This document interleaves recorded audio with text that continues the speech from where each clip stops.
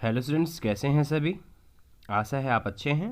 तो बच्चों, आज हम करेंगे हमारी विज्ञान विषय कक्षा 7वीं में घास खाने वाले जंतुओं में पाचन के बारे में। आज हम पढ़ेंगे कि आज जो कैसे कैसे जो घास खाने वाले जंतु हैं वो उनका पाचन तंत्र कैसे काम करता है। आज की जो वर्कशीट है हमारी वर्कशीट 24 है और 23 दिसंबर 2020 की वर्कशीट है।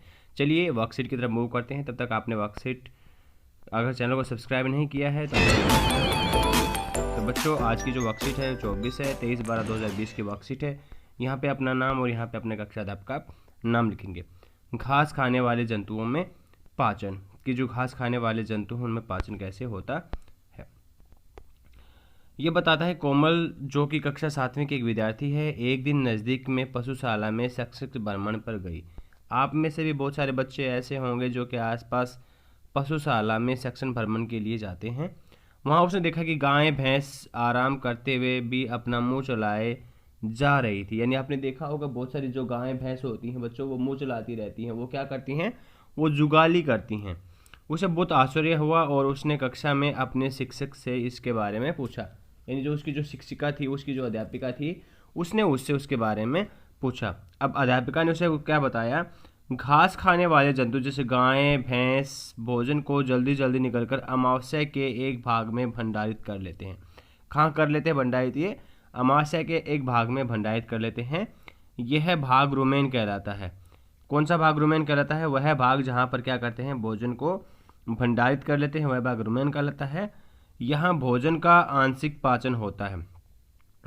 आंशिक पाचन में कुछ समय के लिए पाचन यहाँ पे होता है, जिसमें जुगाल कड़ कहते हैं। यानी इसको क्या कहते हैं? इस भाग को जुगाल कड़ कहते हैं, जहाँ पे आंशिक पाचन होता है। परंतु बाद में इसको छोटे पिंडकों के रूप में पुनः मुख में ले लेता है, जिसे वह चबाता रहता है। बाद में क्या करता है? वही घास गाय भैंस जो भी है क्या करता है, दोबारा से उसको वापस मुंह में ले आता है और बाद में इसको बारीक कर करके वो क्या करता रहता है, उसको चबाता रहता है, जिसे जुगाली कहते हैं हम। ठीक है।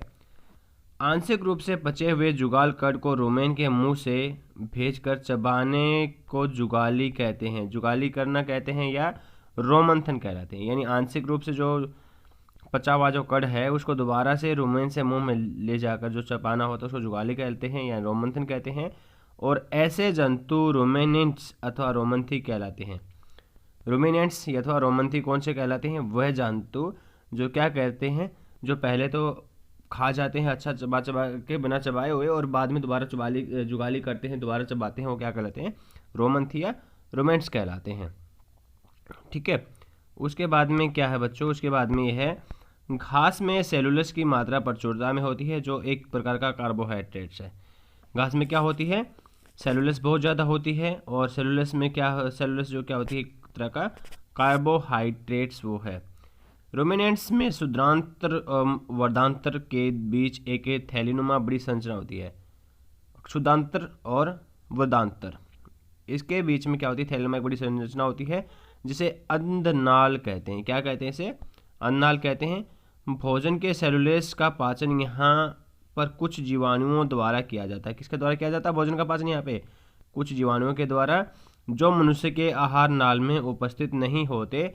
इसलिए जो मनुष्य क्या नहीं कर सकता है, इसलिए मनुष्य जो है सेलुलोस का पाचन नहीं कर पाता है। अगर ये जीवाणु अगर मनुष्य के शरीर में हो तो अगर वो भी क्या कर लेगा, वो भी जो है सेलुलोस का पाचन कर सकता है। ठीक है।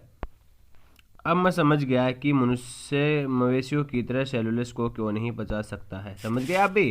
क्योंकि मनुष्य के जो क्या है, कुछ जीवाणु जो कि सेलुलोस का पाचन करते हैं वो मनुष्य के शरीर में मौजूद नहीं होते हैं। तो अब इसके आधार पर सबसे पहला क्वेश्चन है, रुमेन किसे कहते हैं? रुमेन किसे कहते हैं? रुमेन में सबसे पहला आपका क्वेश्चन ये रहा, रुमेन किसे कहते हैं? ये वाला जो सारा का सारा भंडारित कर लेते हैं, इसे क्या कहते हैं? रुमेन कहते हैं। ये यहाँ से यहाँ तक लेकर के आपका पहला क्वेश्चन का आंसर है। इसे क्या कहते हैं? इसे रुमेन कहते हैं। ठीक है बच्चों। सेकंड जो क्वेश्चन का आंसर क्या है? रुमिनेंट्स के 3 उदाहरण लिखिए। रुमिनेंट्स यानी ऐसे जंतु जो क्या करते हैं, जुगाली करते हैं। तो आप इसमें क्या लिखेंगे? इसमें सबसे पहले आप लिखेंगे गाय, दूसरा क्या लिखेंगे? भैंस, और क्या क्या है, बैल।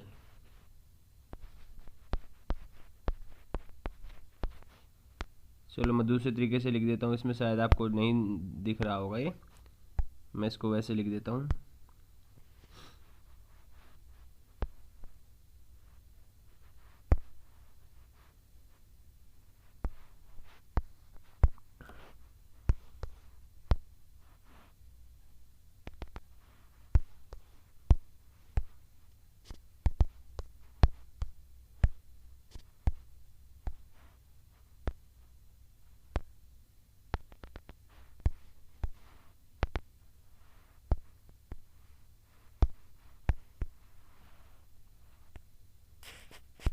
ये सारे क्या हैं, ये रूमेंट्स जो होता है उसके ये प्रकार है, ठीक है। रूमेंट्स के 3 उदाहरण, यानी ऐसे जानवर जो क्या होते हैं रूमेनेंट्स जंतु कहलाते हैं, वो ये हैं गाय, भैंस, बैल और ऊँट, ठीक है। मनुष्य सेलुलोज का पाचन क्यों नहीं कर सकता है? मनुष्य सेलुलोज का पाचन क्यों नहीं कर सकता है? क्योंकि भोजन के सेलुलोज को पाचन यहाँ कुछ जीवाणुओं के द्वारा होता है, ठीक है। क्योंकि मनुष्य के अंदर क्या होता है बच्चों, जो जीवाणु जो होते हैं, जो सेलुलोज को जीवाणु पचाते हैं, वो जीवाणु मनुष्य के अंदर मौजूद नहीं होते हैं, ठीक है।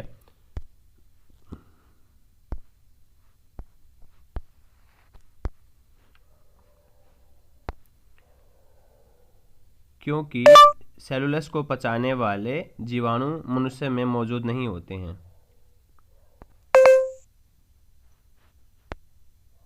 दोबारा लिख देता हूं मैं, क्योंकि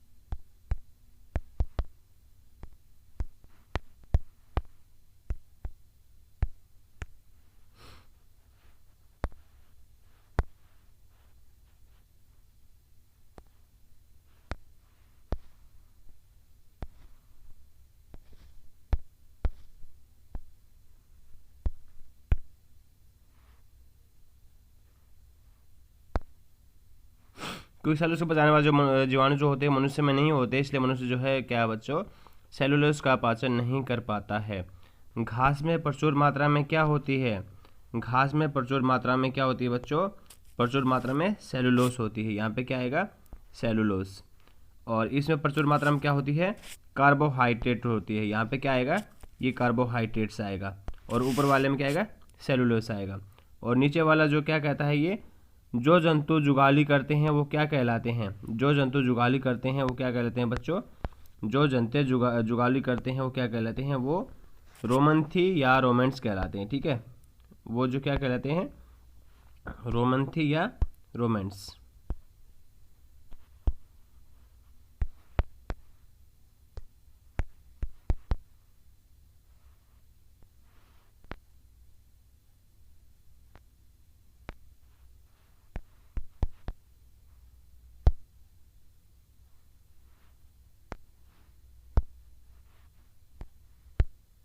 रोमंथी कहलाते हैं, ठीक है। देखो ये रोमंथी कहलाते हैं, ठीक है बच्चों। और ऊपर इसमें क्या आएगा? इसमें आ जाएगा सेलुलोज।